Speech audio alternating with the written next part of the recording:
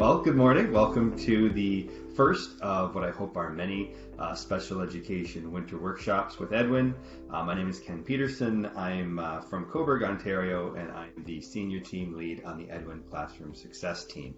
It's our job to provide these workshops, training, support throughout the year for teachers on a variety of topics. And this particular session, we're going to focus on special education and some tools you have access to in Edwin and some ideas on how to use them. So that you can have success in your classroom. Now, one thing about spec ed is that it's complicated. There's a wide range of students out there. There's no one way to support special education. So this will not be a thou shalt sort of session. It will be sharing some ideas, sharing some tools, showing you some features, and I've built in some time at the end for questions for your unique situation and your unique students, so that if you have some specific challenges, maybe we can talk through them and come up with some solutions right here on the spot. So with that in mind, I would like to just get started. Although before I do, I would like to recognize that Nelson's head office is situated upon the traditional territories of a number of First Nations. They include the Wendat, the Anishinaabe Nation, the Haudenosaunee Confederacy, the Mississaugas of Scugog, Hiawatha First Nation, Alderville First Nation, and the Métis Nation. The treaty covering this area of land is known as the Williams Treaties of 1923, and as a resident of Cobourg, Ontario, the area that I live, work, and play on is also covered under that treaty. We all seek a new relationship with First Nations, Métis, and Inuit people, one based in honor and deep respect, and I hope that wherever you're located, you can make some similar observations on the land that you work on. So today we have three big topics to look at. The first one is built-in accessibility features in Edwin. From day one, we knew that Edwin would be used by a wide range of students. So we built in a number of accessibility features and have added a few over the years. So we'll have a look at those today and give you some time to explore them to make sure that you're comfortable using them yourself, because that's really critical when you're sharing them with your students, that you're comfortable as well. The next thing we'll look at is how Edwin works with the browser. Edwin is now browser-based, works in Chrome, Safari, Internet Explorer, Firefox. There's a whole bunch of browsers out there, and many of them also have accessibility features. So we'll talk a bit about that and how they play with Edwin. I'm also going to talk a bit about some apps you have access to, including Pear Deck and WeVideo. We won't get too deep into those, but I will show you a few ways that those two tools can support special education. And if you want more information, we can provide further workshops, stay a little bit afterwards, but it's important to know what they can do. And then at the end, we'll just open it up for any questions or concerns or anything you want to go back and look at a second time before we wrap up. So let's get started on that first one. Edwin has a number of built-in features. If you've used Edwin already, then you may be familiar with them already, but I think it's important to go back and look at all of them to make sure that we're all on the same page and we know what's in there. So I'm going to quickly flip over to my Edwin. So when you go into an Edwin resource, one of the first things you will notice, I'm just going to go into, let's go, what were the causes and consequences of prohibition?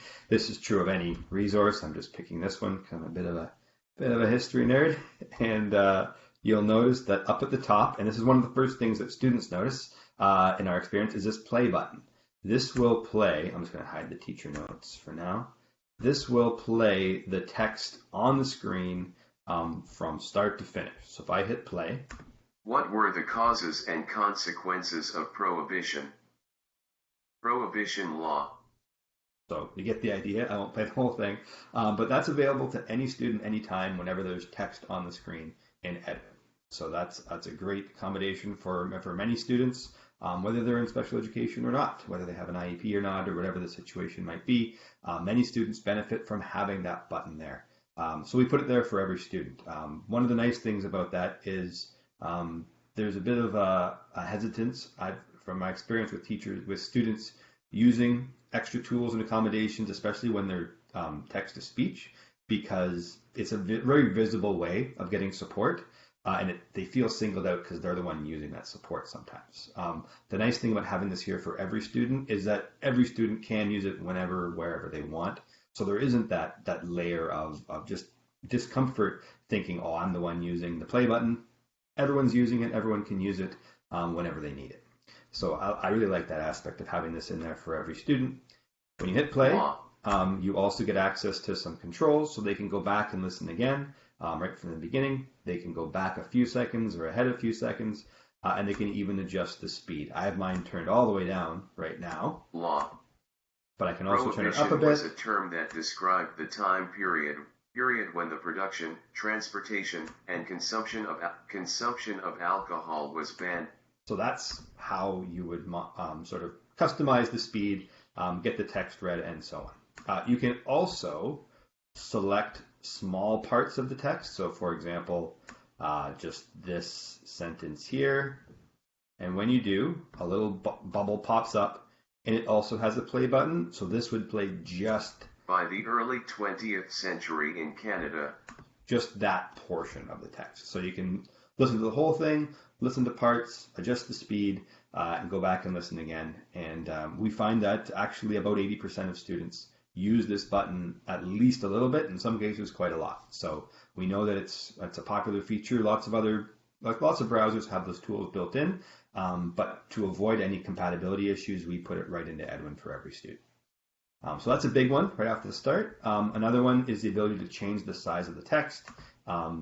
Students will have different needs for text size based on vision and a few other challenges that they may face. So this button here is a really quick way to toggle the text from normal to medium and then up to large. This is also great if you're projecting at the front of your room to make it a little larger for students at the back or at the front, wherever they may be sitting. If they need larger text, the student and the teacher can easily adjust that text anytime.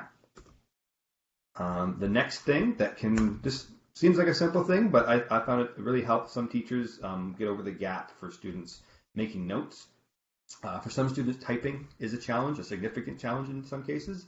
So we've built in, so again, when you select the text, another button you get is copy. So if they just click copy, they can paste any notes from the resource over into their notes section over here. Instead of having to spend a lot of time struggling with the keyboard or just having challenges with spelling and typing in general, for whatever reason, they can just simply copy, move it over here, paste the details, and they can, again, grab these and copy them out to another resource. If they're on Google Classroom, this will export all the notes directly to their drive with just one click.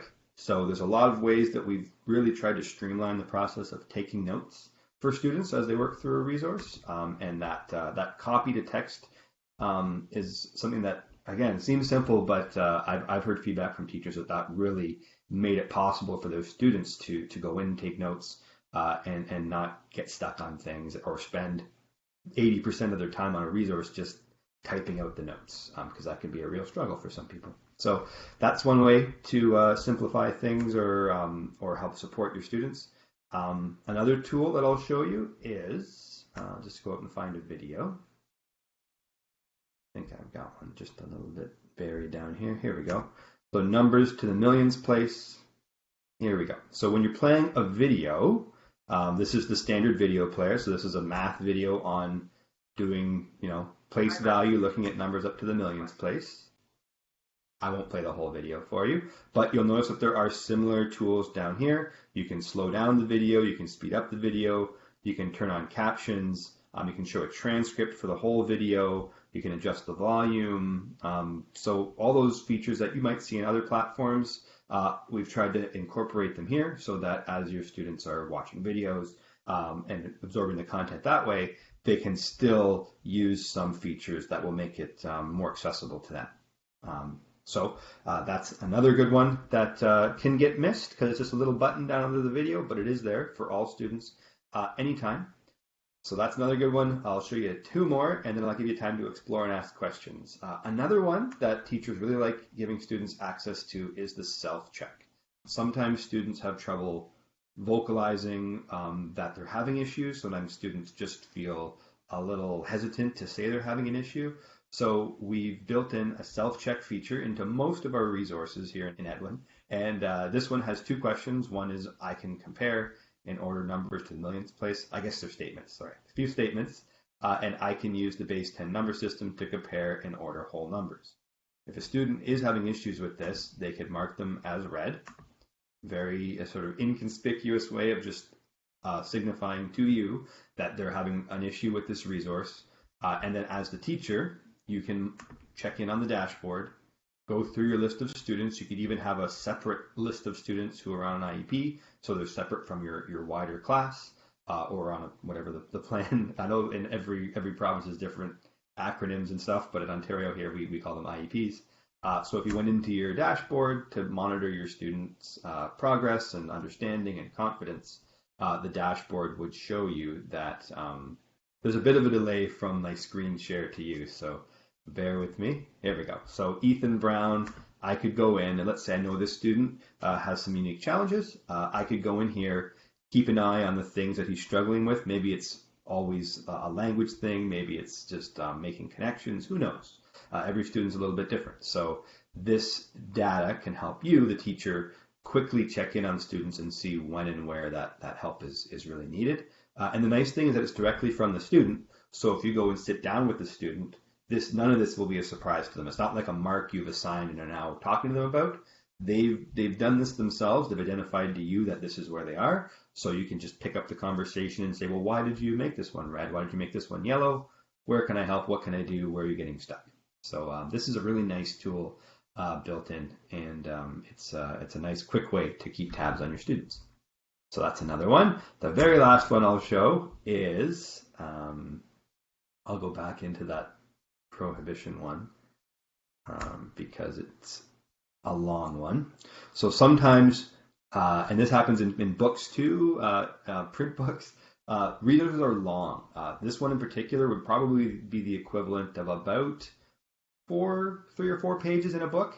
And sometimes students have trouble, finding the place in the book or the resource that they have to go to. So on the right-hand side here, there's 2 ways they can quickly get where they need to be. So there's a search button here. They can type in a word. I'll go with alcohol because I'm sure that is in this one. There we go. Or they can click on the topic. So intended consequences, for example. Edwin takes them straight there. It can highlight any terms that you need them to focus on. So it could be alcohol, it could be prohibition, and the text is all highlighted as they go through. And this will help them find the right materials and resources in Edwin that might be difficult if it's a particularly long resource or for whatever reason that they might have trouble finding it. So be aware of those tools as well. Teachers and students have access to these materials, these tools, and they're really, really easy to use once you get the hang of them. All right, so are there any questions about any of those tools? I think I'd like to give you a minute or two to explore them before we look at a couple of other features, but I think that sometimes those can get missed, and they're important for students to know about and for teachers to be aware of. Pear Deck is a tool that you have access to in Nova Scotia as part of your access to Edwin, and it has a tool built into it called Immersive Reader. I'm not sure, you might be familiar with that one already, you might not. I think it's a Microsoft tool, and there are a lot of Google tools in Nova Scotia, but regardless, Immersive Reader is built into Pear Deck. So I bring this slide up because it's kind of hard to read even for anybody. The background is tricky, the font is white, tricky to read this one. So if you were to launch this as a Pear Deck activity, it would make a Immersive Reader button available to the student. So I'll show you what that is first, so you have a sense of what I'm talking about. And then if you have more questions about how that all looks, I'm happy to go into it in a little bit more detail. But here is one way that you can really make life easier for students who have trouble with that text on the screen. Okay, so here we are in Pear Deck. I'm in as a student right now. So if you have Pear Deck activities, or even if you don't, this is a way to give your students the Immersive Reader with any text content there. So right now, I can investigate components of the solar system is up here, but this might be challenging to read for students for a number of reasons. So in the bottom right corner is your Immersive Reader button. When you click that, it converts all the text to a much easier to read style, and it also gives you the ability to play the text out loud. Investigate components of the solar system. Edwin defined learning objects on the solar system. So there's a few built-in features, sort of like Edwin, but this, if you have text that isn't in Edwin that you'd like to make accessible, then you can bring it out into a Pear Deck activity and then make it, clickable, accessible. You can modify the text in a lot of different ways beyond what's available in Edwin. So you can make the text very large. You can increase the spacing between the words and the lines. There's lots of tools in there.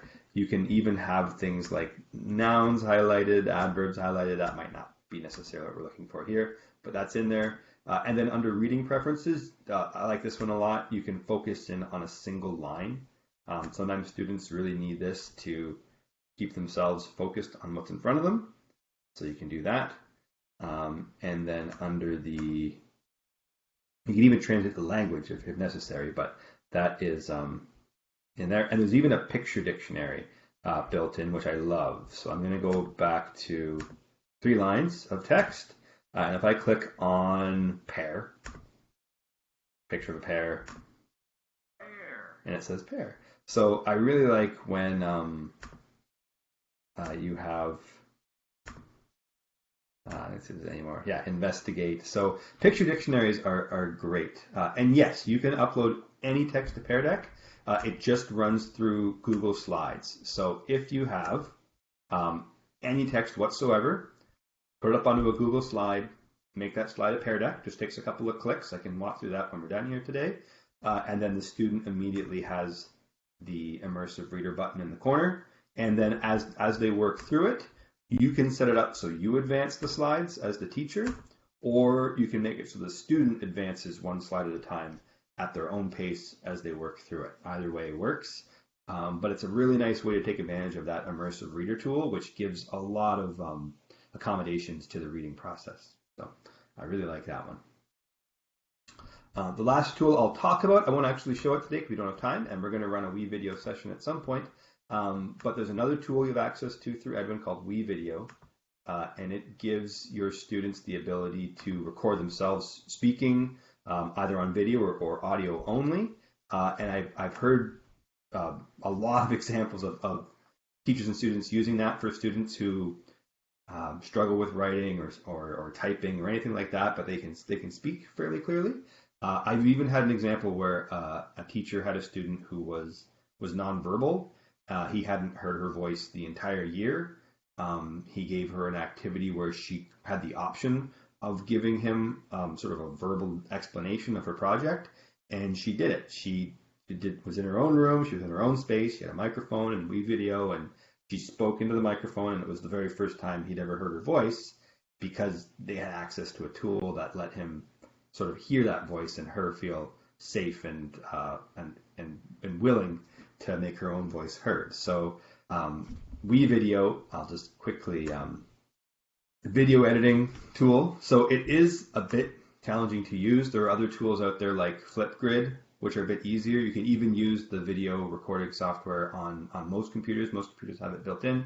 But WeVideo allows it to be created on the spot and sent directly to you via Google link. There's a lot of tools out there. This is by no means the only tool, but this is one you have access to through Edwin. So it's a nice sort of built-in, your students have it, you know that you have it. Fewer hurdles in the way when you know that everyone has a platform and everyone's logged in. But it's really easy to just click record, click webcam, and I won't do it right now, but it would record me speaking instantly and I could submit it in a couple of seconds. So that's just another way to leverage some of the tools that are here available to you through Edwin. Okay, the last couple things I want to show you are where you can get help from Edwin. So everything that we talked about today will be posted up on the Edwin community. We'll post the recording. So you can go back and watch it, or if you have colleagues who you think might want to watch it, just flip the link over to them and tell them to go watch. And that is all found on the Edwin Educator community, which I have opened here. You probably went there to sign up for this workshop, so this may be redundant, but I will just in case give you the link one more time. So if you want, you can go back, find additional workshops, or watch the recordings from past workshops, which are all posted down below. So definitely go check that out if you want more information or to watch this one again.